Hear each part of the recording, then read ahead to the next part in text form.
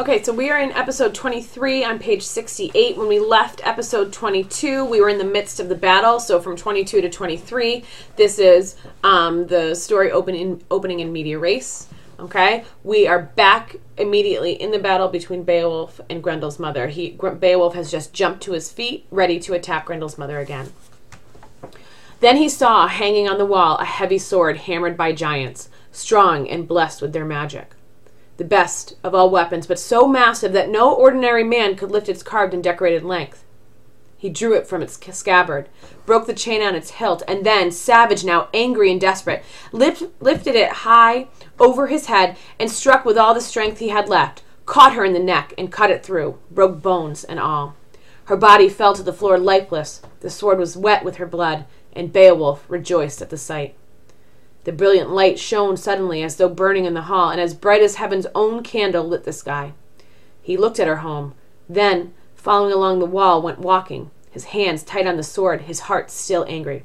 He was hunting another dead monster, and took his weapon with him for final revenge against Grendel's vicious attacks, his nighttime raids over and over, coming to Heorot when Hrothgar's men slept, killing them in their beds, eating some on the spot, 15 or more, and running to his loathsome moor with another such sickening meal waiting in his pouch. But Beowulf repaid him for those visits, found him lying dead in his corner, armless, exactly as that fierce fighter had sent him out from Heorot, then struck off his head with a single swift blow. The body jerked for the last time, then lay still. So, hanging on the wall, there just happens to be a sword made by giants. But this sword is not able to be actually lifted by normal human beings. Beowulf, being supernatural or superhuman, grabs the sword and swings and cuts Grendel's mother's head off. Her blood actually dissolves the blade. That should immediately make you think of the story of Sigmund and the dragon that was told in the early teen episodes. Okay? We're running parallel with what Beowulf has done and what Sigmund did. He then is still angry. He knows he's just killed Grendel's mother. But now he's seeking that other dead monster, as the narrator explains. He wants to see Grendel's corpse. Because remember, he feels guilty that he didn't kill Grendel and that Grendel's mother, that he did not kill Grendel in Heorot so that he could present the body to Hrothgar. We have to remember that while this is all happening, hours and hours have gone by. The Danes and the Geats are still on top of the shore of the lake, kind of waiting for Beowulf. Okay? The wise old warriors who surrounded Hrothgar, like him staring into the monster's lake, saw the waves surging and blood spurting through. They spoke about Beowulf, all the graybeards, whispered together and said that hope was gone, that the hero had lost fame and his life at once, and would never return to the living, come back as triumphant as he left. Almost all agreed that Grendel's mighty mother, the she-wolf, had killed him. The sun slid over past noon, went further down. The Danes gave up, left the lake, and went home. Hrothgar with them.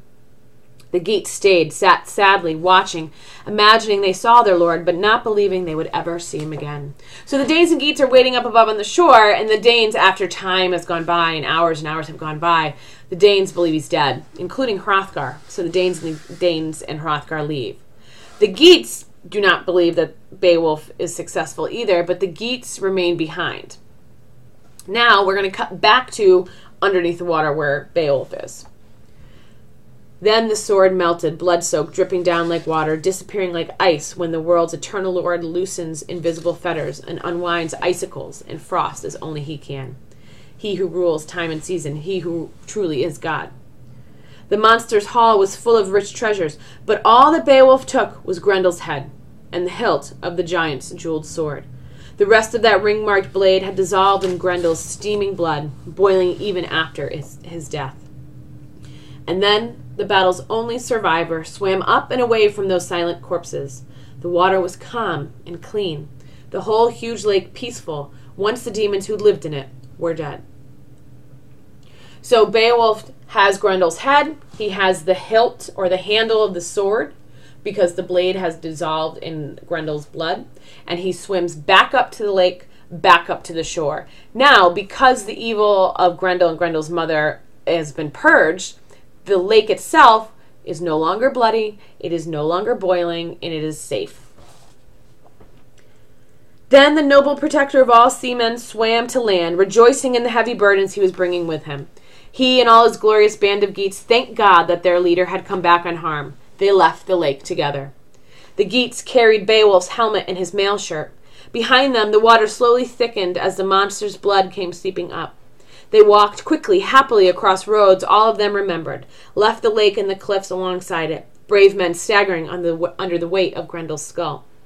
Too heavy for fewer than 4 of them to handle. 2 on each side of the spear jammed through it. Yet proud of their ugly load and determined that the Danes seated in Heorot should see it. Soon 14 Geats arrived at the hall, bold and warlike, and with Beowulf, their lord and leader, they walked on the mead hall green. Then the Geats' brave prince entered Heorot, covered with glory for the daring battles he had fought. He sought Hrothgar to salute him and show Grendel's head. He carried that terrible trophy by the hair, brought it straight to where the Danes sat, drinking, the queen among them. It was a weird and wonderful sight, and the warriors stared. So, Beowulf meets the Geats at the shore. There takes 4 Geats to actually carry Grendel's head. They make their way back to Heorot.